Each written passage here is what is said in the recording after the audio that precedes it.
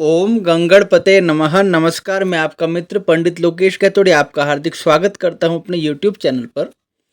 आप सभी को श्री शनिदेव जन्मोत्सव की हार्दिक शुभकामनाएं। 16 मई 2026 दिन शनिवार। इस दिन ज्येष्ठ अमावस्या तिथि है, श्री वट सावित्री व्रत है तथा श्री शनि जयंती भी है। आज हम इस वीडियो के माध्यम से आपके लिए सरल और अचूक उपाय लाए हैं कि शनि जयंती के दिन आप उन उपायों को करके अपने जीवन को और अधिक सुखी बना सकते हैं, या जो भी ग्रहों से संबंधित या दशा अंतरदशा ढैया साढ़े साथी ऐसी कोई भी आपको समस्या आती है, उन समस्याओं का आप श्रद्धापूर्वक उन उपायों के द्वारा समाधान कर सकते हैं। यदि चैनल पर नए हैं तो सब्सक्राइब करें और बेल आइकन प्रेस करें। चलिए वीडियो आरंभ करते हैं। 16 मई 2026 दिन शनिवार। इस दिन भर अमावस्या तिथि बनी हुई है। प्रातःकाल 10:26 तक सौभाग्य योग है, उसके बाद दिन भर शोभन योग है। यह शनि जयंती अपने आप में अभूतपूर्व दिन है, क्योंकि इस दिन योग वार सब शुद्ध है और शनिवार का संयोग मिलने से इस दिन का जो महात्म्य है और अधिक बढ़ जाता है।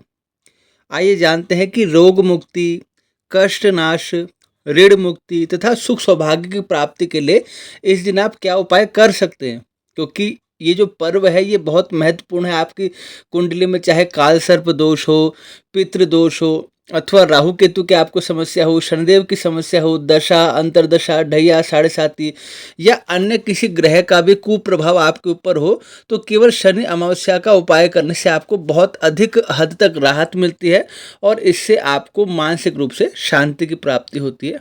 तो आइए जानते हैं कि हम क्या क्या इस दिन उपाय कर सकते हैं ताकि हमें और अधिक सफलता की प्राप्ति हो।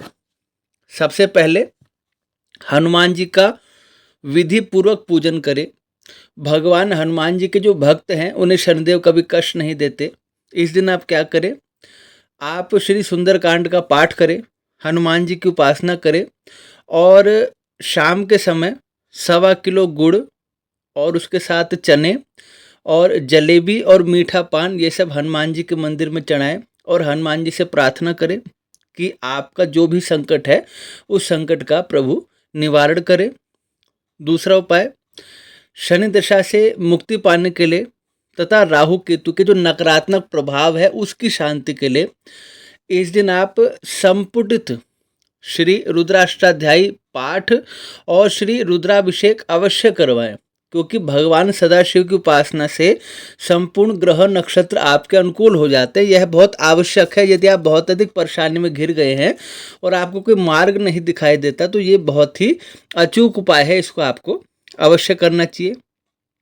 तीसरा उपाय, रुद्राक्ष की माला भगवान शिव शंकर जी को बहुत प्रिय है। इस दिन इन्हें समर्पित करें और श्री पंचाक्षरी स्तोत्र का पाठ करें।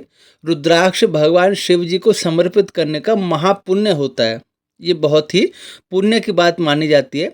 तो इस दिन रुद्राक्ष की जो माला है वो पंचाक्षरी स्तोत्र का पाठ करके आप भगवान सदाशिव को समर्पित करें। आप चाहें तो जो टैग प्रोडक्ट है वहाँ जाकर भी आप रुद्राक्ष की माला ले सकते हैं। और शनिदेव के मंदिर में जाकर, चौथा उपाय, शनिदेव के मंदिर में जाकर इस दिन काला कपड़ा, तिल, तेल, उड़द और लोहे का बना कोई सामान जैसे कोई बर्तन आदि वहाँ पर अवश्य आप चढ़ाएं और शनिदेव से प्रार्थना करें। और कोई भी आपको लगता है कि आपसे अपराध हुआ है अथवा भूल हुई है, उसके लिए भगवान शनिदेव से सच्चे हृदय से आप क्षमा मांगिए। पांचवा उपाय, पीपल वृक्ष पर आप काला तिल मिला हुआ जल चढ़ाएं और दीपदान करें, यह बहुत ही अचूक उपाय है।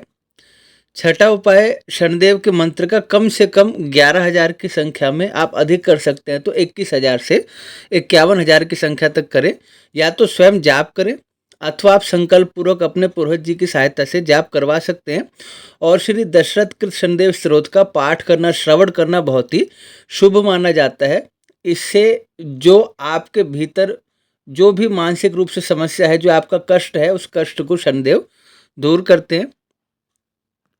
सातवां उपाय, सफ़ेद चंदन भगवान शिव जी को और शनिदेव को समर्पित करें तथा प्रतिदिन पूजा के समय आप सफ़ेद चंदन का तिलक स्वयं भी लगाएं। इससे आपका जो शुक्र है, चंद्रमा है, वो मजबूत होगा।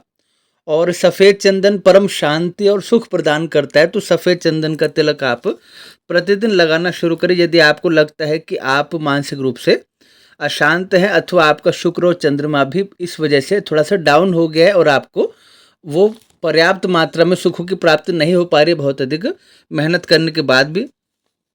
8वां उपाय बहुत महत्वपूर्ण है।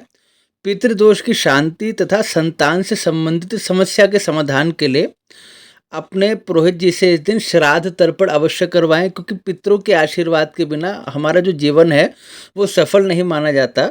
जिस प्रकार देवताओं की पूजा आवश्यक है, उसी प्रकार पितरों की पूजा और उनका आशीर्वाद भी बहुत ही आवश्यक है। तो शनि अमावस्या के दिन, वट सावित्री व्रत के दिन, ये इतनी बड़ी अमावस्या है, इस दिन पितृ पूजा और पितृ शांति अवश्य करवाएं।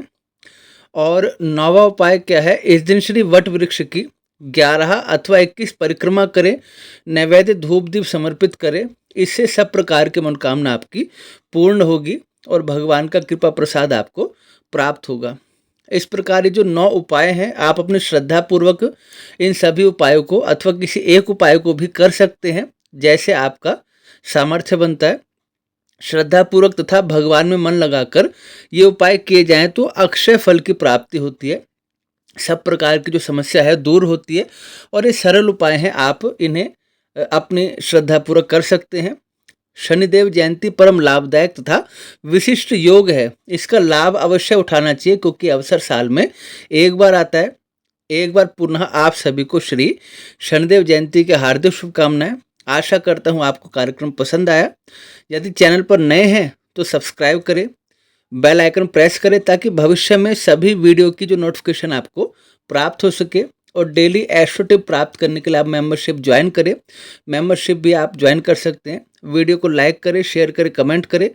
पुनः भेंट होगी नए विषय के साथ। तब तक के लिए आप सभी को जय श्री राम।